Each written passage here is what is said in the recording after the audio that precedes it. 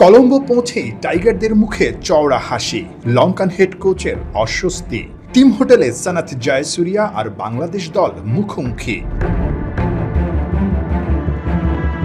কলম্বোর team হোটেলে পা রেখেই লিটনদের দেখা গেছে দারুণ আত্মবিশ্বাসী ফিল সিমন্স রুমে গেলেন কানে হেডফোন গুজে মিউজিকের তালে নাচতে নাচতে।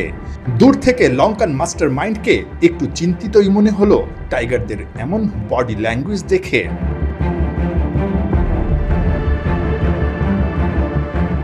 ডাম্বুলা টু কলম্বো বাই রোডে 4 ঘন্টার জার্নি। তারপরও কারো চোখে মুখে নেই এক ফোঁটা ক্লান্তি। পুরো দল বদলে গেছে একটা দারুণ জয়ের পরই। শহরটা যখন কলম্বো আর ভেন্যুটা যখন প্রেমাদাসা, তখন টাইগারদের আত্মবিশ্বাসটা পাহাড় সমান। সবশেষ ওয়ানডে ম্যাচটা এখান থেকে বাংলাদেশ দল জিতেই ক্যান্ডিতে গিয়েছিল। এখানেই সবশেষ ম্যাচটা বাংলাদেশ জিতে ফিরেছিল। তাই আবার যখন কলম্বোতে এসেছে বাংলাদেশ, নিঃসন্দেহে আরও একটা জয়ের নেশায় মত্ত হয়ে আছে।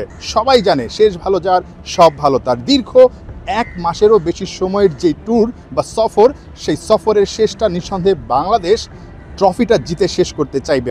জয়টা বাংলাদেশের খুব বেশি দরকার, তাহলে আরও একটা সিরিজ জয়ের কীর্তি গড়বেন ক্যাপ্টেন লিটন কুমার দাস। যদিও ফুল টাইম ক্যাপ্টেন্সি পাওয়ার পর এটাই হবে লিটন দাসের প্রথম সিরিজ জয়, যদি সব কিছু ঠিকঠাক থাকে। ক্যাপ্টেনকে টিম হোটেলে পৌঁছার পরপরই হোটেল লবিতেই দেখা গেছে কোচ সালাউদ্দিনের সঙ্গে রণকৌশল সাজাতে। নিঃসন্দেহে দলের এবং নিজের যেই ফর্ম বা নিজের যে ব্যাটিং নিয়ে কাটাছেঁড়া করা, সেই বিষয়গুলো নিয়ে তিনি আলোচনা করছিলেন। স্পিন কোচ মুস্তাক আহমেদকে দেখা গেছে তাই স্পিন ডিপার্টমেন্ট নিয়ে আলাদা করে কলম্বোতে পৌঁছার পরই আড্ডা দিচ্ছেন। মেহেদী হাসান মিরাজদেরকে মনে হয়েছে অনেক বেশি চাঙ্গা, কারণ সবশেষ যেই ম্যাচটা বাংলাদেশ এই কলম্বোর প্রেমাদাসায় খেলেছিল, সেখানে কিন্তু স্পিনাররাই রাজত্ব করেছিল। যার কারণে এই ভেন্যুতে সবশেষ টি-20তে নিঃসন্দেহে বাংলাদেশের স্পিন ডিপার্টমেন্টের উপর একটা বড় ভরসা থাকবে। ওই ম্যাচের যেই আত্মবিশ্বাসটা নিঃসন্দেহে এই ম্যাচও তারা কাজে লাগাতে চাইবে। পেস ডিপার্টমেন্টে দুর্দান্ত করেছে সাইফুদ্দিনরাও, যেভাবে আসলে ব্যাক করেছেন, কামব্যাক করেছেন, সেটা দেখার মতো ছিল। নিঃসন্দেহে শেষ টি-20তে তাসকিন আহমেদকেও একাদশে দেখা যেতে পারে, যেহেতু ব্রেক দিয়ে আসলে তিনি খেলছেন। সেক্ষেত্রে কে বাদ পড়বেন সেটা কিন্তু একটা দেখার বিষয় আছে।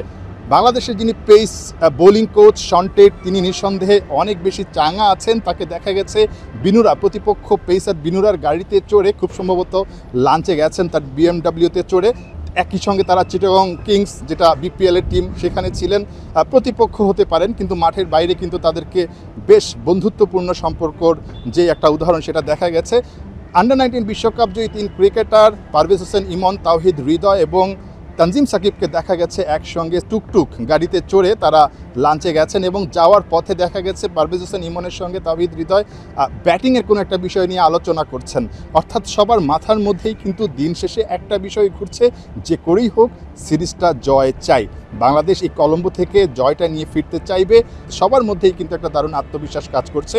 নিঃসন্দেহে সেই আত্মবিশ্বাসটাকে একেবারেই নিংড়ে দিতে চাইবেন সবাই শেষ ম্যাচটাতে, এবং বাংলাদেশ সিরিজ জয় দিয়ে এই শ্রীলঙ্কায় দীর্ঘ সফরটা শেষ করতে পারবে, সেই প্রত্যাশাটাই কিন্তু সবাই করছে।